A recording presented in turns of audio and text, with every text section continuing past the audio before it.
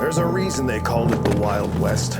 These big ranchers and their men don't respect us. But you can't just do nothing. Our people deserve to be protected by the law. If you want the job, be my guest. What are you looking at, boy? You're under arrest. Bringing the law to a lawless place was dangerous work. This ends right here now. This is the true story of El Fuego Baca, the unlikeliest lawman. I was just a young man when I first headed west. In the years that followed, I became a cowboy, a gunslinger, and even served as sheriff of Dodge City, one of the most lawless towns in the country. My name is Bat Masterson. Now I'm a reporter, and I've come west again to chronicle the world that I know best, the American West. Lure of gold, land, destiny flooded the frontier with men both good and bad. These are the incredible true tales of the Wild West.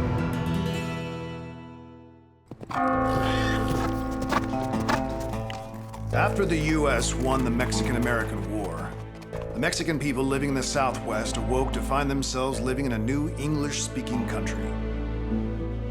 It was not an easy transition for either side, but the conflict would create a legend. Can I help you? Mr. Masterson, it is an honor to meet you. I have read your true stories of the West. My name is Pedro Saraceno. I have come all the way from New Mexico to tell you about my friend. I'm very sorry, I have to go. I'm running late. His name is El Fuego Baca. Well, who hasn't heard of El Fuego Baca? Frisco shootout. It's obviously been exaggerated over the years. One lone lawman facing dozens of cowboys, thousands of rounds. Mr. Masterson, I am here to tell you the real story, and I only believe it because I saw it with my own eyes. To understand what happened, your readers should know what life was like back then in the New Mexico territory. There was great conflict between my people and the big ranches, I assume you're talking about Slaughter Ranch. among others. Powerful men ran those ranches. And they, and their hired guns, thought they were above the law.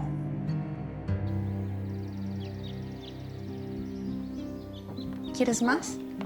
Sí, por favor. El domingo hay servicio especial en misa y me encantaría que me acompañaras. Claro.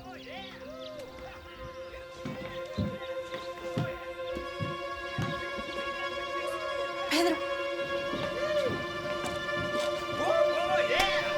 Get out of here! ¡Santo cielo! Get out of here!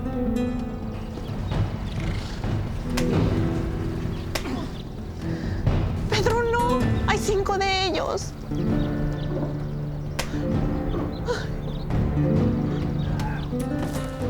It was my duty to protect our townspeople, but I couldn't do it alone. So I tried to get help. I went to Socorro, our county seat, hoping I'd find some deputies to ride back with me and help restore order. And did the sheriff help you? He couldn't spare any men, so I stopped by a friend's shop to confide in him. Entonces pudiste ver a Frank Ross. Él y sus hombres nos pueden ayudar. No puede. ¿Por qué no? No dijo. Thank you, Mrs. Johnson. Pedro, los ranchos grandes tienen muchos hombres armados. ¿Qué puede hacer un hombre solo? Es mejor que tires tu placa antes de que sea demasiado tarde. Tal vez tengas razón. Pues claro, hombre. But you can't just do nothing. Excuse me for listening to your conversation, but our people deserve to be protected by the law. You don't understand, son. These big ranchers and their men don't respect us or the law. Then let me come back with you.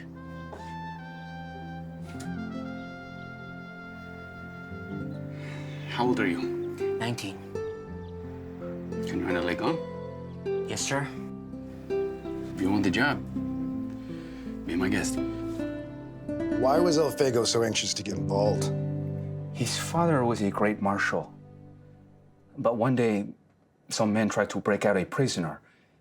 There was a shootout, and He killed them. They put him in jail for murder. It was humiliating. And Del Fuego wanted to show everyone that he stood for justice. And his family did too, even if his father never got any. Ready? Yes, sir. Now I got this. Del Fuego even made his own badge of the team.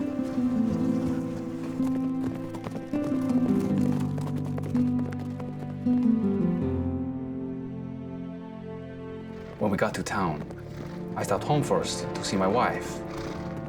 But Del Fuego wanted to show everyone there was a new deputy in town.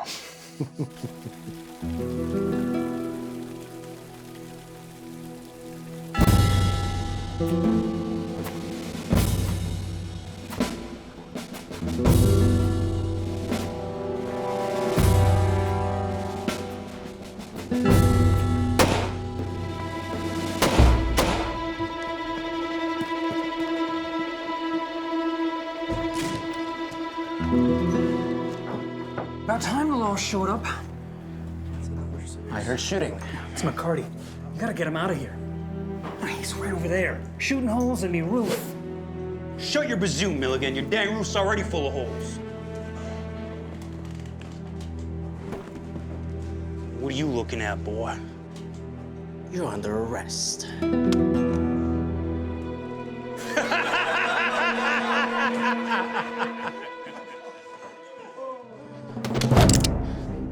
What are you doing? You're a dead man. There ain't no jail in town, boy. Where are you even taking me?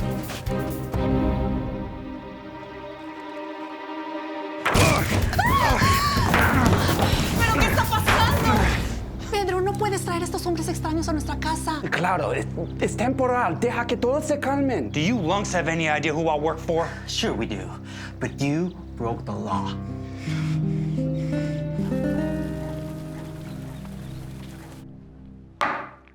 Well, what are you gonna do? Come again. You gonna let that little runt come into your canteen and haul off one of your best customers? McCarty. He's one of my worst customers. Maybe me and the boys will find some other place to get roostered. Come on now. Then go get him out. Me? By myself? How? We'll come with you.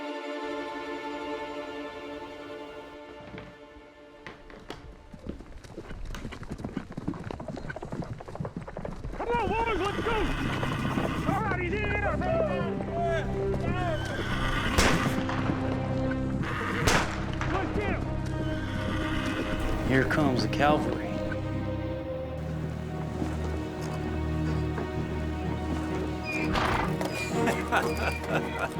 Here's trouble now, boys.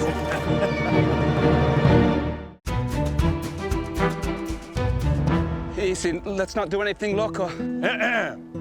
On behalf of Slaughter Ranch, we hereby demand the release of our associate, Mr. Charlie McCarty, forthwith.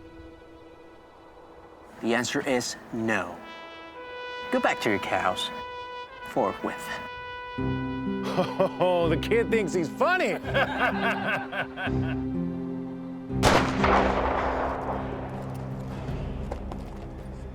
Kid, I'm the one that told you to arrest McCarty.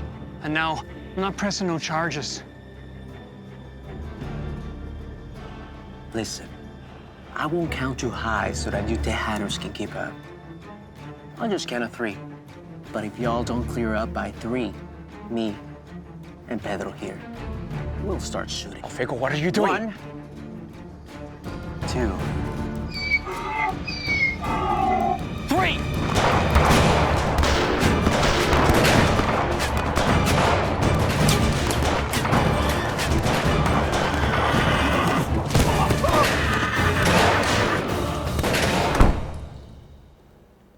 So this is how it all started. It was chaos. As soon as the shooting started, a horse reared up and threw his rider, a man named Parham. He was hurt bad, too. And that was just the beginning. It was a powder keg, ready to blow. And El Fuego Baca was the match.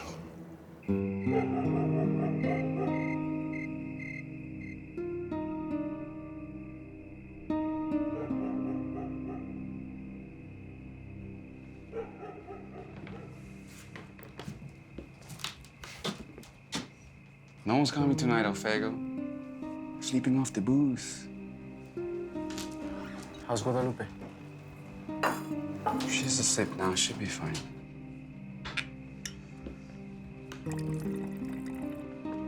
It's not too late to reconsider. Maybe we let him go in the morning. We do that, and they will keep walking all over you, Pedro. Hey, son up, there'll be even more of them here. Do you want to wind up dead or in jail? Alfego, you have your whole life ahead of you. Think of your papa.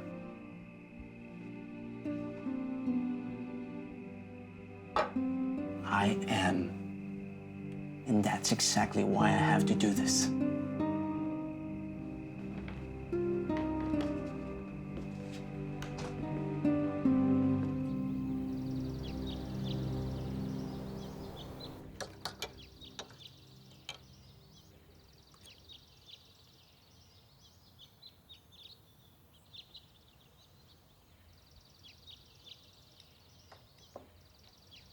We've got company.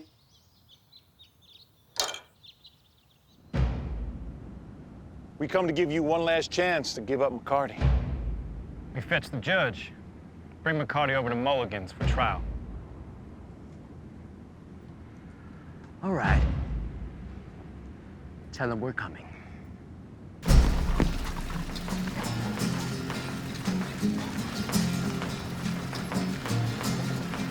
Pedro, let's make it ugly. For these people off the street. Go.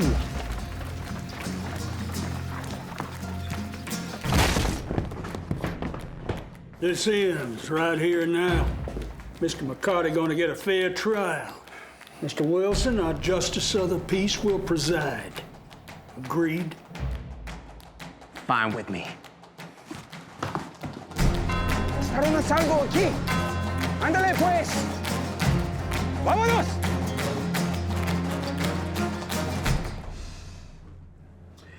Well, Mr. McCarty, how do you plead? Oh, guilty, sir. I done did it. And? And I apologize. Sincerely, Mr. Milligan. Well, Charles McCarty, you're hereby found guilty of criminal mischief.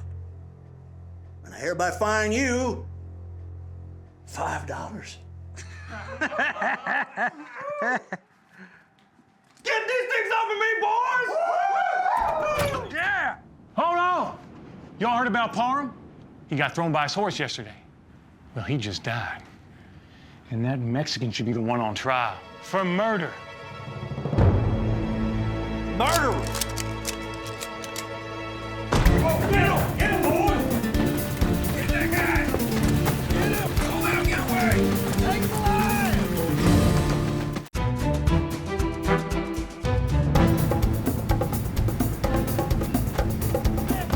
At first, they did not try to kill Alfego.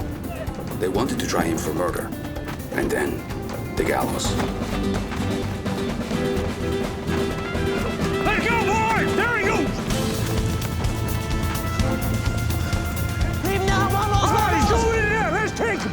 Go get him, boys! I'll take care of that little Mexican.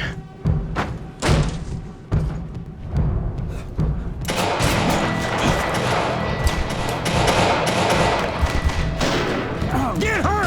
Pull him out of there!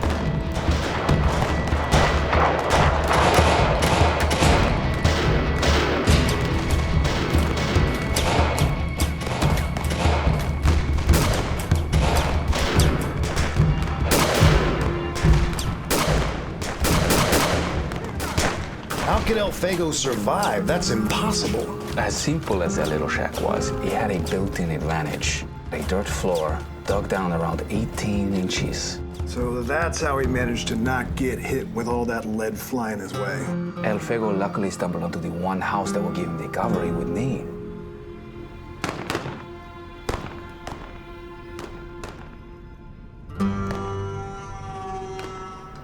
José, tienes que ir a Socorro ahora mismo. Dile a Sheriff que necesitamos ayuda. Sal por la puerta de atrás. ¡Rápido!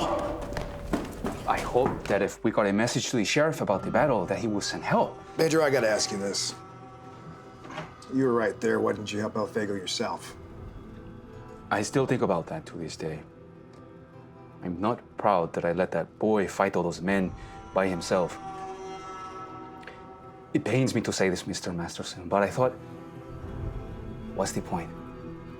Why should I go out there and get myself killed?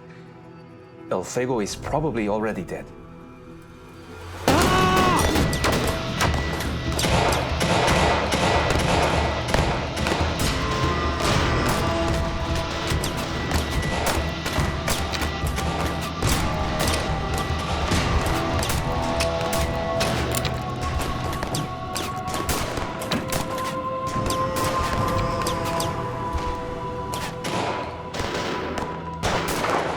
Hold fire! Prince, take a couple men and see if he's still breathing. Do what? Poke your head in there and see if he's dead or alive. Why don't you go see for yourself? Walking up to that shack like Hearn did sounds like a surefire way to get my head blown off. Wadsworth, you do it. Frenchie's right. That kid can shoot. Let's wait it out. He ain't going nowhere.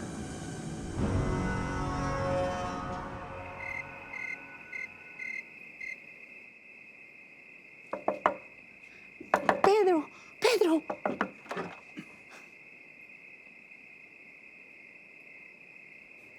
Estamos a salvo. Amigos, regresen a sus casas.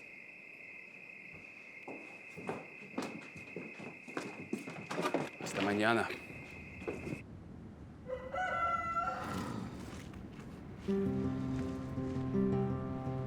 Hey, look! Smoke! And that smell. Coffee? And bacon?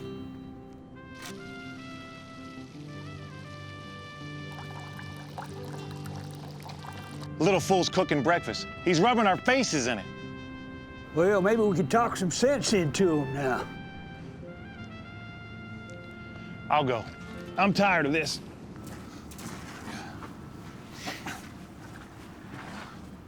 That coffee sure smells real good. I hope you made enough for us, too. Sure. Come get yourself a cop.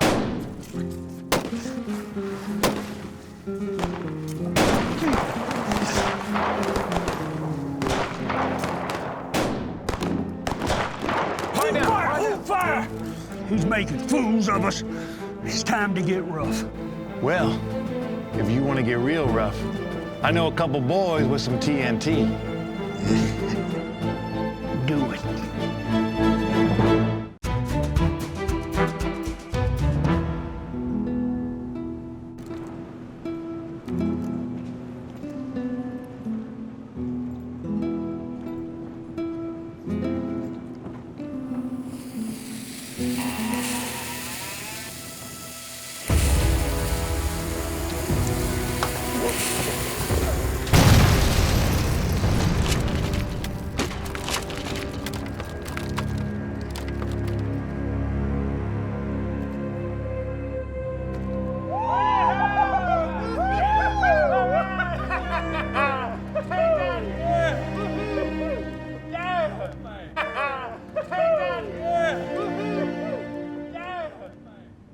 Well, I believe it's over, boys.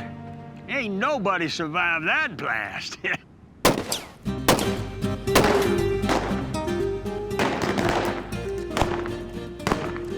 I think at that point, everyone agreed it had gone on long enough. 33 hours was a long time for a shootout. The shootout at the OK Corral didn't last 33 seconds. When the sheriff finally heard what was going on, he sent one of his best men, Deputy Frank Ross. When Ross arrived, he ordered a ceasefire. El Fago knew Ross and trusted him too. El Fago! It's Frank Ross. Don't shoot. It's all over, kid. Come on out. Hey, kid. Looks like you've seen better days. What happens now, Frank? There has to be a reckoning for the men who died out here. But you'll get a fair trial. I'll see to that. Okay. I'll go with you. But I'm not giving up my guns. Okay, kid.